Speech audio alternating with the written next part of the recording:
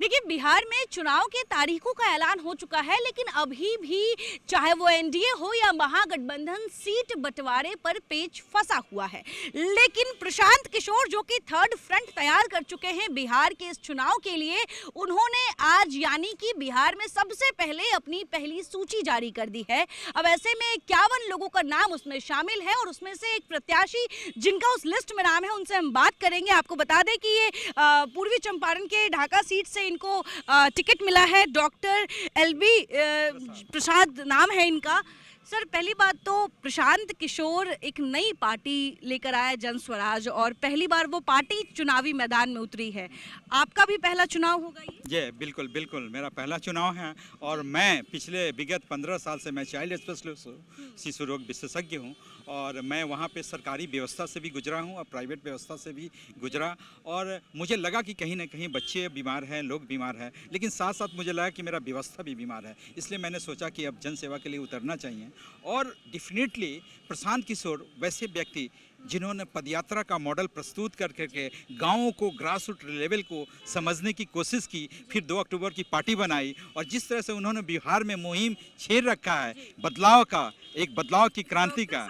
बदलाव की बात कर रहे हैं, पहले तो आप हमें ये जानने में ज़्यादा उत्सुकता होगी कि आखिर क्राइटेरिया क्या है कैंडिडेट का जन स्वराज में चुने जाने का। जन स्वराज आखिर किस क्राइटेरिया पे फिट व्यक्ति को टिकट दे रही है? आप खुद अब चुने गए हैं इसलिए। नहीं, ऐसा क्या है कि वैसे लोग का एक समूह बनाना है जन स्वराज का, जो समाज में जो पढ़े लिखे हैं, जो ईमानदार हो, हाँ, वो जो सेवा की भावना उसमें हो, रियल क्लास का जो बोलते हैं कि सोशल सर्विस की भावना हो। आजकल राजनीति में क्या है ना, लोग की मानसिकता बदल गई है। भ्रष्टाचार, घूस, हम कहते हैं ना कि नेताओं का कमीशन, अफसरों का शोषण और दलालों का भरण पोषण, तो जो इस सिस्टम चली आ रही है, इसमें पॉलिटिकल जितने भी लोग आ गए हैं, गंदे लोग आ गए हैं, जिससे हमारा पूरा बिहार का सिस्टम, नीति आयोग की रिपोर्ट, अभी भी बिहार गरीब राज, पलायन करता हुआ राज, बिहार देश का सबसे पिछड़ा, आखिर क्यों? तो डेफिनेटली इसके लिए आखिरी सवाल ये पूछना चाहूंगी कि आखिर देखिए, आप डॉक्टर हैं पेशे से, समाज सेवा भी आपने किया है अपने पेशे के आधार पर, लेकिन राजनीति बेहद दांव पेच वाली चीज़ हमेशा से रही है। चाहे आप किसी भी प्रोफेशन से आते हो, लेकिन राजनीति आनी चाहिए आपको। तो ये राजनीति के क्लासेस क्या प्रशांत किशोर ने देने शुरू कर दिए हैं या आपकी राजनीति का तरीका अलग होगा? नहीं नहीं, डेफिनेटली हम लोग समझ सकते हैं, हम लोग उसी व्यवस्था में जिए हैं ना, रहे हैं, तो इसमें क्लास की कोई ज़रूरत नहीं है। हम लोग जैसे अच्छे लोगों की ज़रूरत है, ईमानदार लोगों की ज़रूरत है, पढ़े लिखे शिक्षित लोगों की ज़रूरत है और जन भावना से काम करने की ज़रूरत है। तो वैसे लोग आ रहे हैं। प्रशांत किशोर जी चुन चुन करके कैंडिडेट को ला रहे हैं ताकि सब लोग ईमानदारी से काम हो और बिहार की व्यवस्था बदले। जी देखिए, बिल्कुल डॉक्टर लाल बाबू प्रसाद हैं जिनका पहली सूची में नाम आया है पूर्वी चंपारण के ढाका से, और ऐसे में इन्होंने बताया कि आखिर प्रशांत किशोर आखिर किस आधार पे टिकट वितरण कर रहे हैं, क्राइटेरिया क्या है।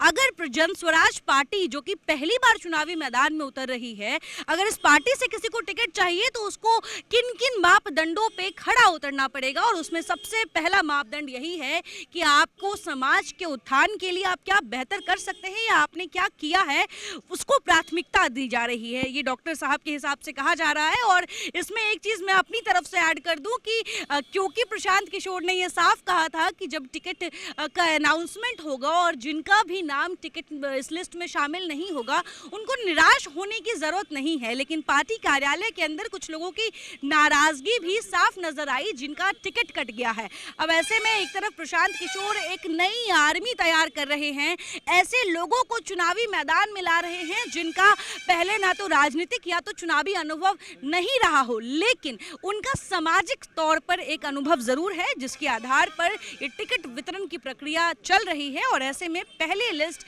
जन स्वराज की 51 नामों के साथ जारी कर दी गई है। कैमरा पर्सन राकेश के साथ मैं आयुषी मिश्रा, कशिश न्यूज़, पटना।